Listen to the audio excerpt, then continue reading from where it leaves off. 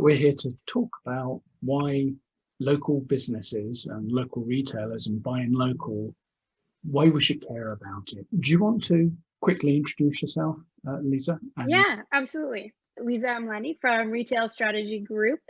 My background is really focused on merchandising and product development. I have about 20 years, probably more, working with retailers and brands from a merchant perspective, as a buyer, as a buying lead for Ralph Lauren in the UK, Ralph Lauren here, department stores, as well as working in the strategy consulting side of things, coming from Accenture, working with Walmarts and Nikes of the world. So I have quite a vast understanding of the end-to-end when it comes to the merchandising process.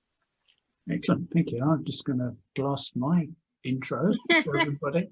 So I have an international reputation for executing physical and digital supply chain innovation, digitization and agility across the end-to-end supply chain, which includes manufacturing, third-party logistics, wholesaling, retailing, and the last mile. When it comes to tackling mission-critical issues, what I do is align business processes, systems, architecture, culture, and KPIs across retail supply chains. I'm a recognized thought leader, speaker, podcaster, and trainer in retail supply chains of the future.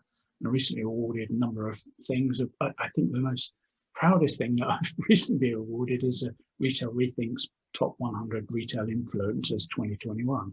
I'd be just happy being in the top 10 of retail supply chain thought leaders, but this was rather remarkable.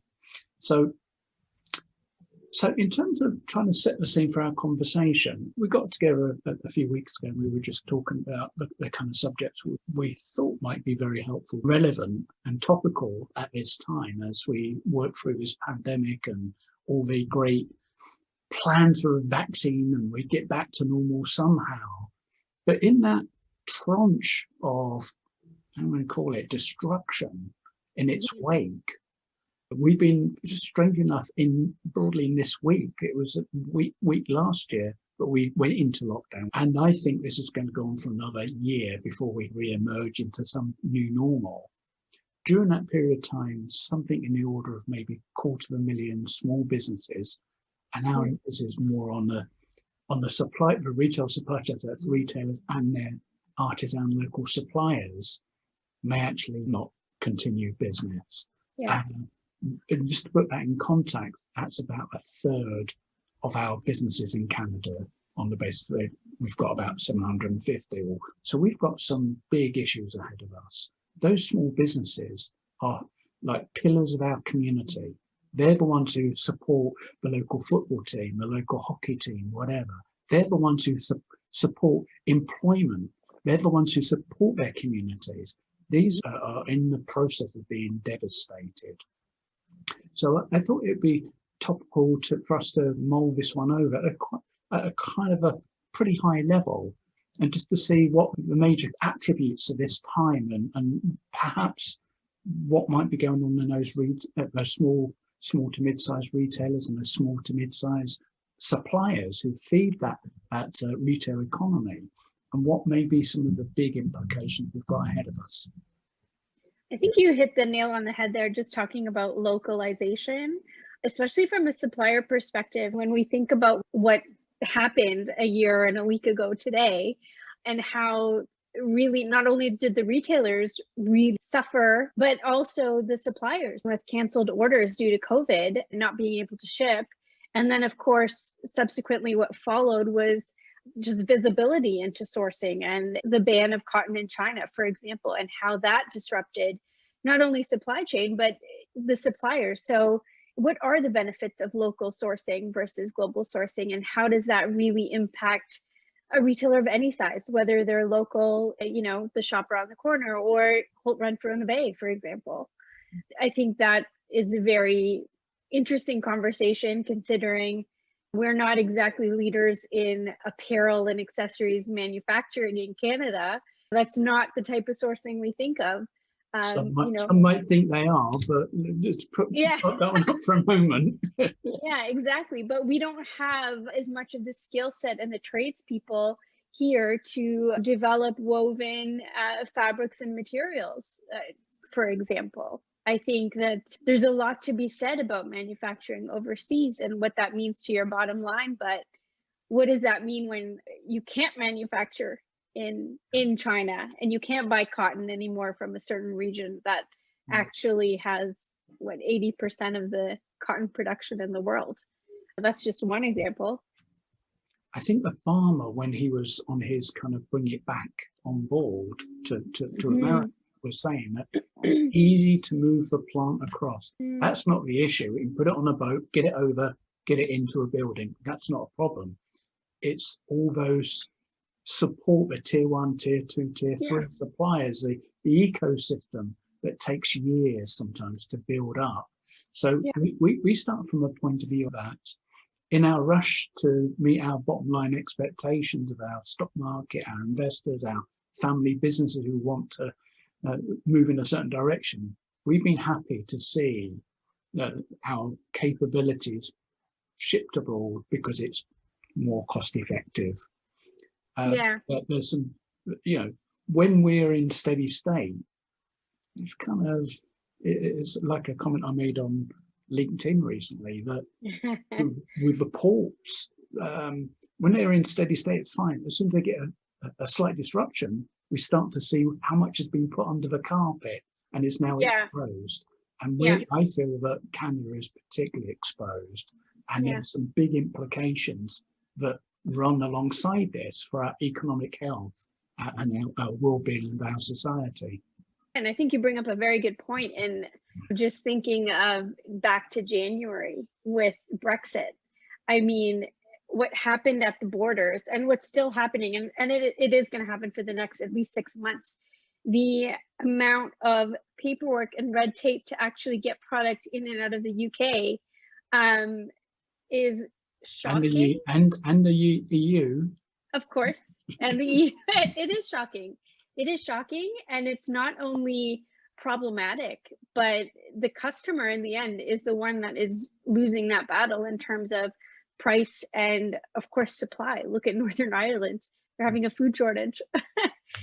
So I think that localization, definitely there's advantages to that, but the lack of supply and choice, I think, will absolutely come into play, especially with what Biden has proposed with the Made in America push. I think that there's going to be a lot of disruption to apparel and footwear, especially because so much of that is made abroad.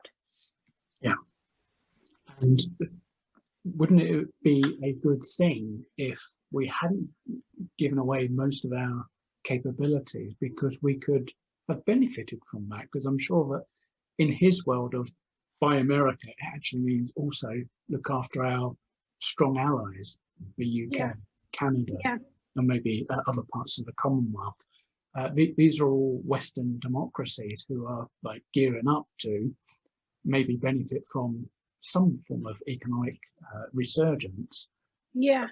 But here in Canada, I think it's hard to see with the amount of debt we've had in the economy and this huge amount of money that's been spent on subsidies, someone's got to pay that back, how that may slow our ability to bring these capabilities back into our country, set them up and get them going so they can then create the jobs, create the economic activity, pay the tax to allow this huge debt to be repaid pretty quickly. So, and then we can go out and be a good force for good in the world again. Because at the moment, I feel that we may falter on that great mantle. Yeah, I mean, I definitely see your point of view, and I think bringing manufacturing and sourcing and production local, I think that it's a great idea in theory, but I do think that the tradespeople, the skill set, the materials, all of that, I think, is going to really slow down that initiative because we don't have the capabilities, we don't have the tradespeople. And as we see where people are being trained, which is mostly in that technology space, if you don't have product to sell, your technology means nothing. Absolutely. That's a brilliant point. I don't want to overemphasize it, but it does require me to keep bringing it up that we have often gone down the wrong path because we've been in a steady state. We've just made the assumption everything's going, it's not going super high, but it's just chugging along 2% per year, whatever it might be. And while we're in that kind of version of life, steady state, sometimes we have a good year, bad year, but it's like a small moderation of what we've experienced over the last year. Now we've had this, it really should be asked, our government, our leaders should be asking some big questions about how do we re-equip ourselves? How do we, there's a lot of talk about agility and resiliency, but I suspect if we opened up tomorrow and we demonstrated how resilient we are by locking down in maybe 6 months' time when everyone thinks the coast is clear, we just get back to where we used to be, I think that we will find that there's a lot of talk and not too much walking. Yeah. And, the one thing that I do hope is that we do push local sourcing. We do support our local manufacturing and production, especially in apparel, because we do have a very small selection of really amazing designers here. And there is a possibility of production here. I think that there's a lot of pros to that. And I think supporting local is absolutely the key to community.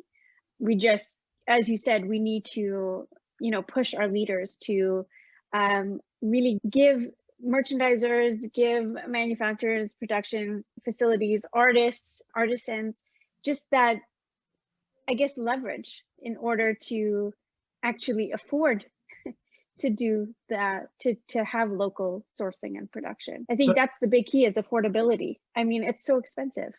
Yeah, we might come back to this point maybe on a future one, because I think there's a whole discussion to be said about.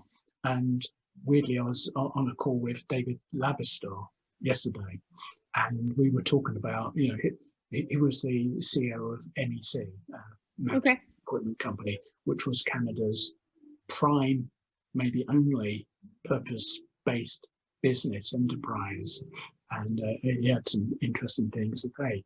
And he came to a similar conclusion with me, that our costing models that look at the world in a certain way are fundamentally not appropriate, not fit for purpose. They do not allow us to look at the whole picture of what we're trying to achieve in the world, and particularly as businesses. But we'll probably come back, because there's quite a lot in there, and I think that we just want to get the big issues on the table right now. But I think that what I would be looking for right now is to see the countries, and maybe even at province level, the industrial strategy, which is the economic plan for the future, what's really important around here. And that should have elements of how they're going to maybe even put up tariffs on things to recalibrate this flow of traffic, but from outside markets, even the US maybe, but certainly from the Far East, and then give subsidies to our own in-house.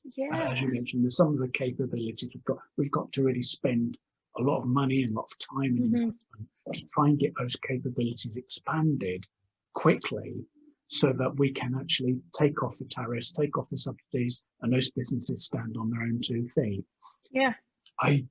Last time I looked at the industrial strategy, I'm sure it's been rewritten. I think, in fairness to some of my grandchildren, they actually could do a better job. So our industrial strategy is all about, perhaps being green and being a technology lead and all that lot. And to your point that, if you haven't got products and if you haven't got a wealth creation underpinning in your economy, you have all the technology in the world. You have AI coming out your ear holes, but it don't really kind of add up to a whole lot if nobody's buying it. Exactly. And that also comes from like marketing and PR, right? I mean, if we're pushing made in Canada or even made in North America, I think that that has to come not only from government and leadership, but also head of retail, right? I mean, it has to be across the board, and it has to be in collaboration together with the same messaging, Yes. which is something I've never seen.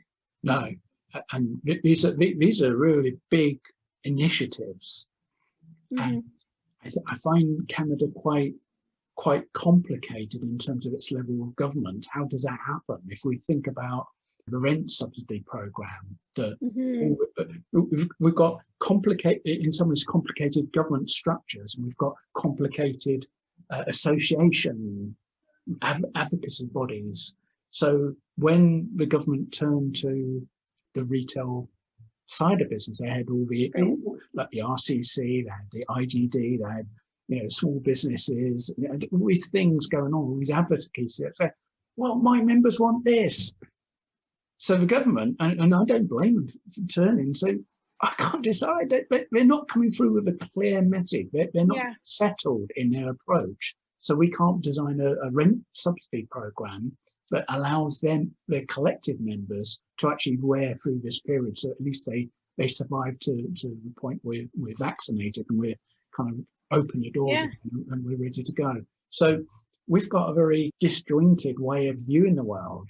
And when we think about some of the things we've already talked about, is bringing back capabilities, developing those, pointing subsidies in certain areas, maybe, as I said, maybe putting up some tariffs or some quotas or whatever it might be, to allow our small artisans, local suppliers to develop, to have that freedom to build quickly. Yeah, I think it might be a big task.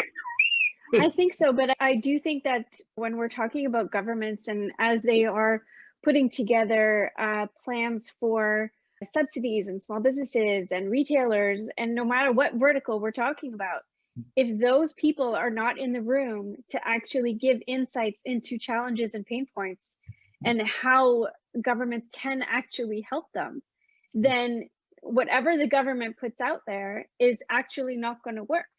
Yeah. And we see that, whether it's Toronto, Bloor Street, Queen Street, King Street, and Yonge Street, all our shopping hubs have changed as stores are closing, and retail will not survive this if government will not support them and support them in the right way. That I think that's the key.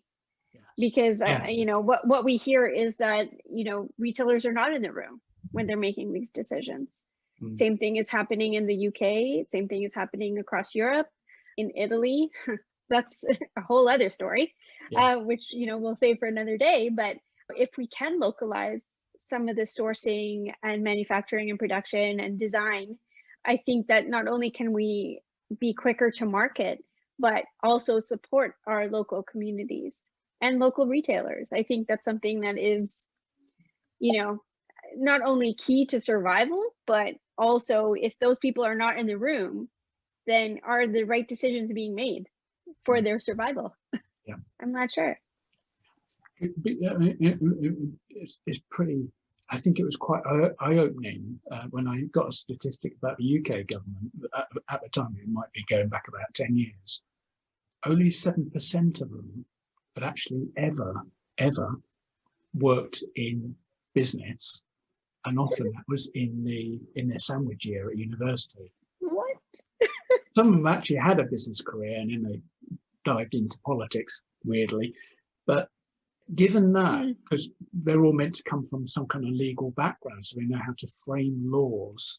But if they don't have the sense of, that what does business really need? We can see conceptually what they might need within legal frameworks. And we might have regulations for this, that, and the other, looking after the environment and looking after how we treat people in terms of their terms and conditions and stuff like that. That's relatively straightforward to see, certainly if you've been trained in that area.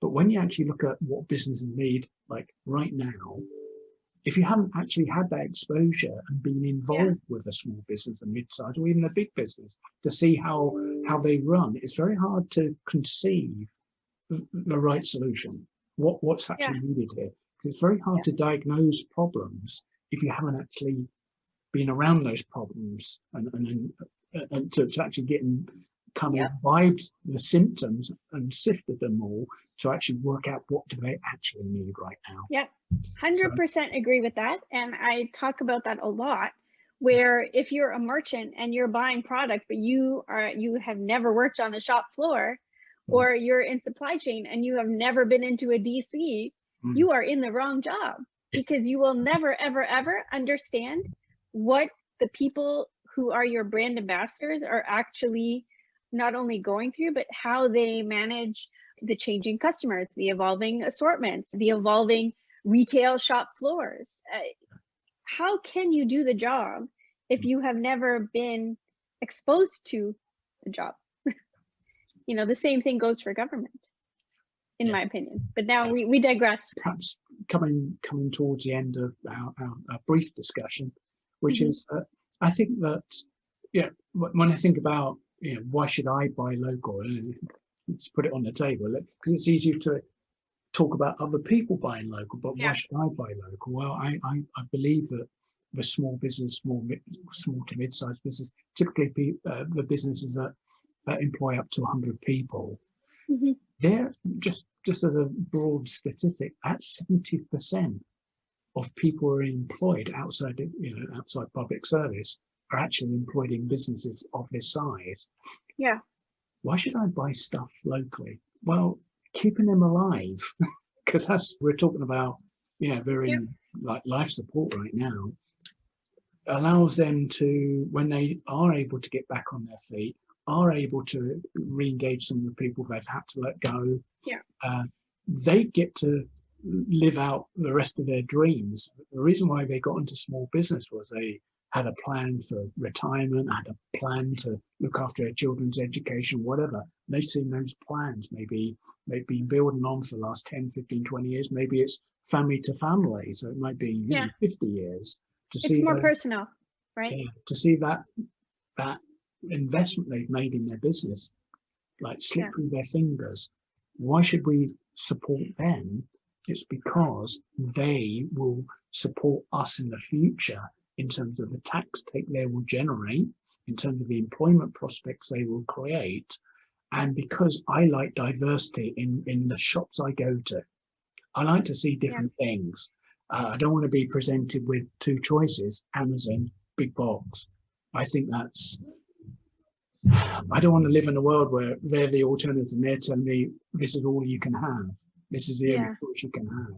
I think the independent businesses, and perhaps I'm being a bit more rarefied in my description, what I'm trying to talk, but the mid-sized to small-sized retailers have some value. They can bring very diverse kind of propositions to the marketplace. They're much more interested in serving you as a consumer, and they bring value because they do act they're very community driven. They're the ones, as I mentioned earlier, will support the local hockey team, or they won't do the big thing, like the big national thing. They'll be doing something quite purposeful, sending beef burgers, hamburgers, whatever, into your local scouts group or whatever. They're the ones that are doing that.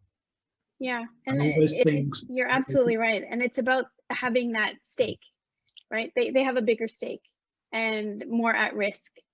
When you have more at risk, I think it just makes it a lot more personal. Yes. And that's why shopping local is important. Yes. On that note,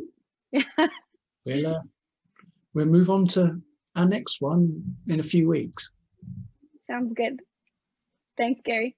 Thanks, Lisa. Hope you enjoyed the conversation. Hit the like button and leave your comments. Connect with us on LinkedIn to get the heads up on future episodes of The Retail Code.